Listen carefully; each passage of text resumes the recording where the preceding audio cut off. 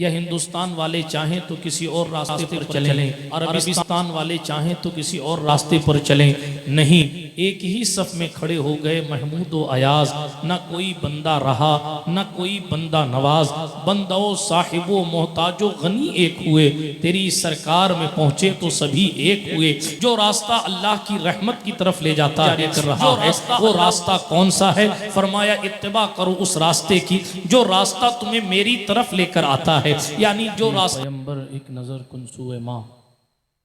اللہ سبحانہ و تعالیٰ کے لیے تمام تعریفیں، تمام خوبیاں ہیں۔ میرا اور آپ کا اللہ ساری کائنات کا خالق ہے، ہر ایک شے کا حقیقی مالک ہے۔ وہ جسے چاہے عزتیں رفعتیں عطا فرمائے، وہ جسے چاہے ہدایت دے، جسے چاہے ولایت دے، جسے چاہے نبوت دے، جسے چاہے رسالت عطا فرمائے۔ ساری کائنات اس کی مرضی کی محتاج ہے، وہ کسی کی مرضی کا محتاج نہیں ہے۔ درود و سلام نبیوں کی معصوم جماعت پر، بالخصوص سید عالم نور مجسم فخر آدم و بنی آدم مالک رقاب سیاح لامکاں انیس بے کساں چارہ ساز دردمنداں رحمت عالمیاں خسرو خوباں سرور لالا رخاں پناہ بے کساں وکیل آسیاں شفیع مجرماں ارواح نافدہ صلی اللہ تعالی علیہ وآلہ وسلم کی ذات اقدس پر جو مقصود کائنات بھی ہیں، باعث تخلیق کائنات بھی۔ آئیے انہی کے دربار گوہر بار ذی وقار میں درود شریف کا نذرانہ پیش فرما لیں۔ اللہم صلی علی سیدنا نبینا مأوانا و ملجانا محمد وعلا آل سیدنا و مولانا محمد صلاة تنجینا بها من جمیع الاحوال والآفات وتقضی لنا بها جمیع الحاجات وتطہرنا بها من جمیع السیئات وترفعنا بها عندك اعلی الدرجات وتبلغنا بها اقصى الغایات من جمیع الخیرات فی الحیاة وبعد الممات انك قریب مجیب الدعوات وانت علی کل شیء قدیر۔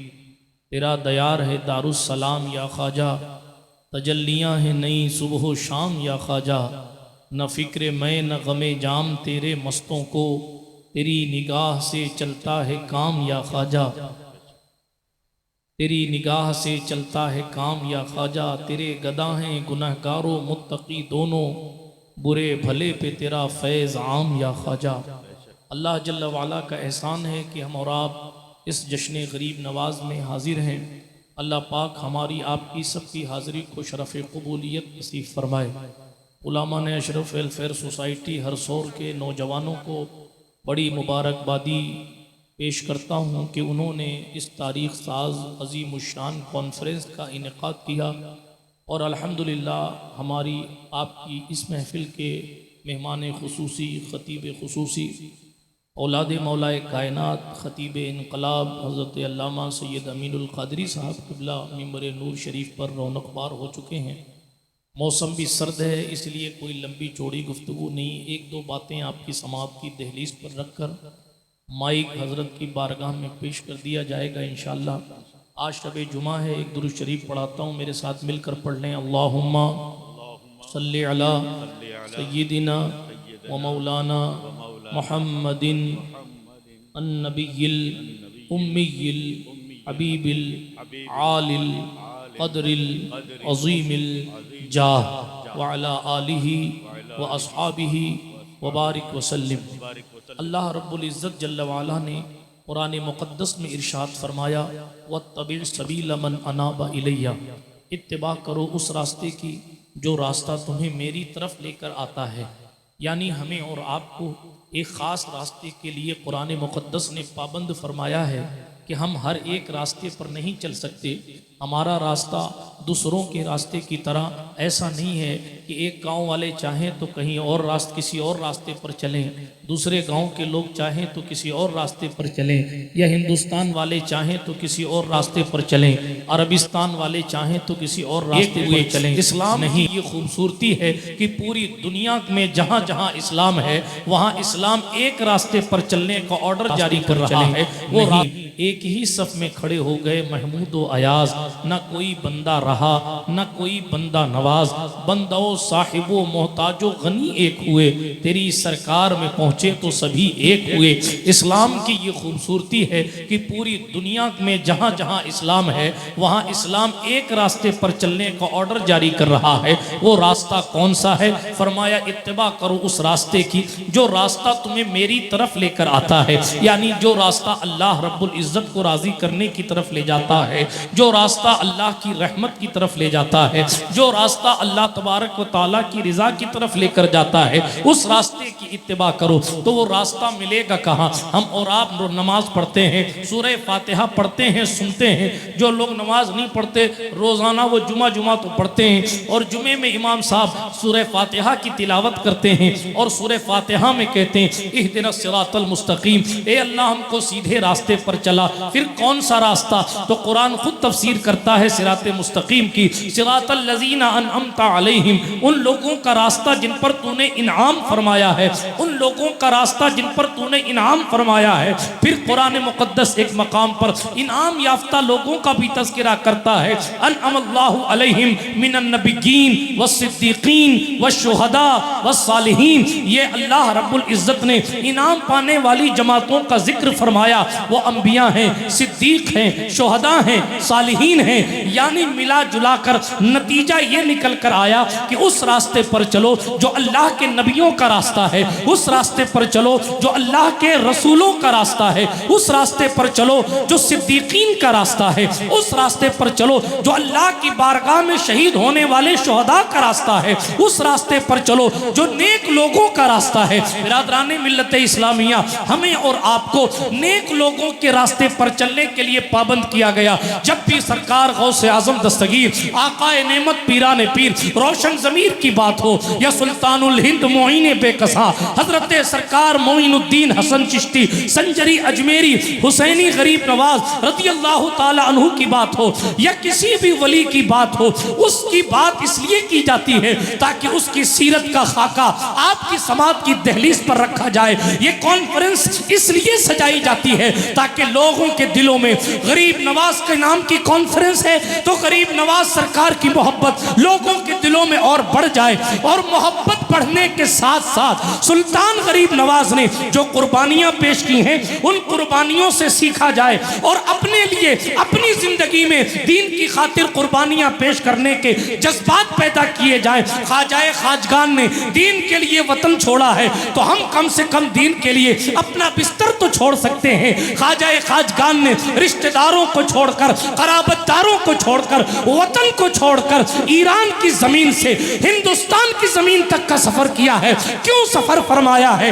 مال پھول مالا پہننے کے لیے نہیں، پیسہ کمانے کے لیے نہیں، شہرت کمانے کے لیے نہیں، ماں کے پیٹ سے ولی بن کر پیدا ہوئے تھے۔ آپ کی والدہ ماجدہ سرکار بی بی ماہ نور فرماتی ہیں میرا بیٹا معین الدین حسن جب میرے پیٹ میں تھا تو پیٹ کے اندر سے اللہ کی آوازیں آیا کرتی تھی۔ جو ماں کے پیٹ میں اس منزل تک پہنچ چکا ہو وہ پھر سفر کیوں کر رہا ہے؟ وہ کیوں اتنی دور تک کے محنت کر رہا؟ بلکہ تاریخ کے علماء نے لکھا پاؤں میں چھالے پڑ گئے ہیں، جوتیاں پھٹ گئی ہیں، اللہ اکبر، صعوبتوں کو برداشت کر کے، سفر کی مشکلوں کو برداشت کر کے سرکار غریب نواز ہندوستان کی زمین پر آئے، اور استقبال کے لیے آپ کی طرح کوئی نعرہ لگانے والا نہیں ہے، استقبال کے لیے آپ کی طرح کوئی پھول پھینکنے والا نہیں ہے، استقبال کے لیے آپ کی طرح کوئی خیر مقدم کہنے والا نہیں ہے، بلکہ اگر جانوروں کی جگہ بھی بیٹھے تو لوگوں نے وہاں سے بھی اٹھا دیا۔ آپ نے واقعہ سنا، اونٹوں کی جگہ بھی اگر بیٹھے تو حکومت کے زور پر وہاں سے بھی اٹھا دیا گیا کہ آپ یہاں نہ بیٹھیے۔ اتنی سب کچھ مصیبتوں کو برداشت کرنے کے باوجود بھی خواجہ خواجگان نے صرف ایک کام صاف طور پر مین طور پر کیا، وہ کام تھا خدا فراموش بندوں کو خدا شناس بنانا۔ جو لوگ خدا کو بھول چکے ہیں ان لوگوں کے دلوں میں خداوند کریم کی توحید کا چراغ جلانا، عبادت خداوندی کی طرف لوگوں کو بلانا۔ جو اراجکتا پھیل چکی ہے اس کو ختم کر کے انسانیت کی شمع روشن کرنا. جو لوگ رشتوں کو کچھ نہیں سمجھتے ہیں ان کے درمیان رشتوں کی اہمیت کو اجاگر کرنا. جو لوگ اللہ رب العزت کو نہیں مانتے ان کے دلوں میں اللہ رب العزت کو ماننے کی شمع جلانا. جن لوگوں کو زندگی جینے کا سلیقہ نہیں آتا انہیں اسلوب زندگی دینا. یہ سلطان غریب نواز سرکار اس لیے تشریف لائے. یہی وجہ ہے کہ آپ حضور غریب نواز کے اقوال پڑھیں گے. کرامتیں تو سرکار غریب نواز کی آج تک جاری اور ساری ہیں. آج تک حضور محدث اعظم ہند نے کس خوبصورتی کے ساتھ فرمایا تمہارے در کی کرامت یہ بارہا دیکھی غریب آئے یہاں ہو گئے غریب نواز. غریب آئے یہاں ہو گئے غریب نواز. آئے تھے جب غریب تھے, آئے تھے جب غریب تھے. بلکہ میں نے اپنی پچھلی کسی گفتگو میں کہا تھا کہ ہم اپنی اپنی زندگیوں پر جب نظر ڈالتے ہیں اور پہلی حاضری کا بالخصوص جب خیال کرتے ہیں کہ میں جب پہلی بار اجمیر محلہ گیا تھا اس وقت کی کنڈیشن یہ تھی کہ چائے پیوں کہ نہیں پیوں سوچنا پڑتا تھا. جناب رہنے کے لیے روم نہیں تھا اور کھانا کھانے کے لیے بھی یہ کیفیت تھی کہ کھاؤں ایک ٹائم کھا کر 2 ٹائم چلا لوں. کیفیت یہ تھی کہ اس وقت جب جاتے تھے تو رہنے کے لیے سردی سے بچنے کا انتظام نہ تھا. اس وقت کی دنیا اور تھی, اب کی دنیا اور ہے. جب پہلی بار خواجہ خواجگان کی دہلیز پر پہنچے تھے 1000 تمنائیں دلوں میں تھی اور رو رو کر اشکوں نے غریب نواز کو حال دل سنایا تھا. اور پھر زندگی ایسی بدلی ہے کہ اب جاتے ہیں تو خود چائے پینے کی شان کیا کئیوں کو چائے پلانے کا انتظام کر لیتے ہیں, رکنے اور ٹھہرنے کا انتظام کروا دیتے. اسی کو محدث اعظم نے کہا کہ شان ایسی ہے کہ تمہارے در کی کرامت یہ بارہا دیکھی غریب آئے یہاں ہو گئے غریب.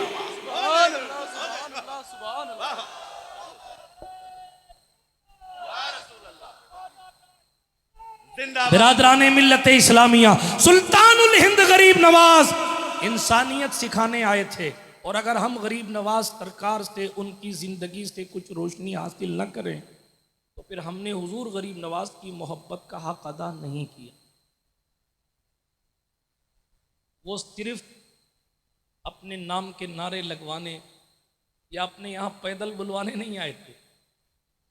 ان کا مقصد تھا کہ جن لوگوں کو بھی ہدایت کی تلاش ہو انہیں نور الہی سے ان کے دلوں کو روشن کیا جائے. اسی لیے قدم قدم پر رہنمائی فرمائی. کبھی نماز کی بات آئی تو فرمایا یہ خدا کے رازوں میں سے ایک راز ہے. کبھی انسانیت کی بات آئی. کل میں نے ناگور شریف میں ایک قول پڑھا تھا. سلطان الطارقین صوفی حمید الدین ناگوری کے شہر میں خلیفہ غریب نواز کے شہر میں کسی نے سرکار غریب نواز سے پوچھا حضور درویش کس کو کہتے ہیں؟ تو سرکار غریب نواز نے فرمایا جس کی دہلیز سے کوئی محروم نہ لوٹایا جائے اسے درویش کہتے. بھوکا آئے تو کھانا کھا کے جائے, ننگا آئے تو کپڑا پہن کے جائے, اور جس کی دہلیز سے یہ ساری چیزیں ملتی ہیں اسے درویش کہتے. حضرت سلطان الہند غریب نواز نے رشتوں کو نبھانے کے سلیقے سکھائے. ان کی زندگی ہمہ جہت, ان کی شخصیت ہمہ جہت شخصیت. جس طرف نگاہ ڈالیں اس طرف سے سرکار غریب نواز کی زندگی سے روشنی ہی روشنی ملتی. لیکن موٹے طور پر میں ایک بات عرض کرنا چاہتا ہوں. خدمت خلق کا جو جذبہ سلطان غریب نواز نے دیا تھا آج ہمیں اس جذبے کو پھر سے بیدار کرنے کی ضرورت ہے. پوری انسانیت کی خدمت, اللہ کی ساری مخلوق کی خدمت. جو لوگ غریب نواز کو گالیاں دیتے تھے خواجہ انہیں بھی لنگر کھلاتے تھے. اس دربار میں بادشاہ آوے کہ فقیر آوے سب کی سنی جاتی تھی. آج بھی سنی جاتی ہے, تب بھی سنی جاتی تھی, اب بھی سنی جاتی ہے. اس لیے ہم اور آپ سلطان غریب نواز سرکار سے سیکھیں کہ رشتے کیسے نبھتے. واقعات بہت سارے ہیں کہ کسان کا قرضہ معاف کرانے کے لیے غریب نواز دلی تک چلے جاتے. ایک بڑھیا آ کر کہتی حضور میرے بیٹے کو بادشاہ نے بے قصور قتل کر دیا ہے, کرم فرمائیں. سلطان خواجہ کھڑے ہو گئے اور کھڑے ہو کر اس میت کے پاس پہنچے جہاں بیٹا انتقال کر چکا تھا۔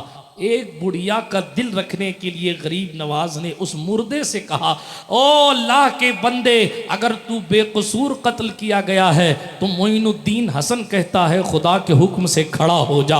اب اتنا کہنا تھا کہ وہ مرا ہوا کھڑا ہو گیا۔ اسے سلطان الہند غریب نواز کہتے ہیں۔ عرض یہ کر رہا ہوں، کرامتیں اور باتیں تو بہت ساری ہیں، مگر چونکہ ایک انقلابی شخصیت جلوہ فرما ہے اور میری عادت نہیں، میں ویسے بھی کسی مہمان کے سامنے لمبی چوڑی بات نہیں کرتا، اور پھر جب ایک عظیم ترین خطیب موجود ہو تو پھر جناب والا بات کرنے کا تک بھی نہیں بنتا، اور پھر حضرت تشریف لے آئے، موسم بھی ایسا ہے، اس لیے کوئی لمبی چوڑی بات نہیں، بس ایک بات عرض کرتا ہوں۔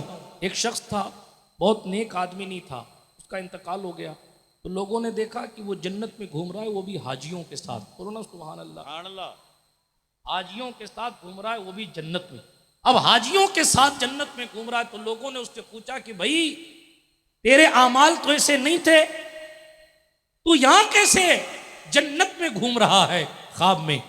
سرکار قطب پاک نے ملفوظات میں لکھا کہ اس نے پھر جناب والا بتایا کہ میری ماں کی میں رات کو بیٹھ کے خدمت کیا کرتا۔ سبحان اللہ، ذہن شریف میں بات آ رہی ہے جی، صرف اشارہ کر کے گزر رہا ہوں۔ مخلوق کی خدمت، ماں باپ کی خدمت، دین کی خدمت، سرکار غریب نواز یہی سکھانے آئے۔ اسی لیے فرمایا تھا سورج کی طرح سے شفقت کرو، دریا کی طرح سے سخاوت کرو، اور جناب زمین جو ہے زمین، اس زمین کی طرح سے تواضع اور انکساری کرو۔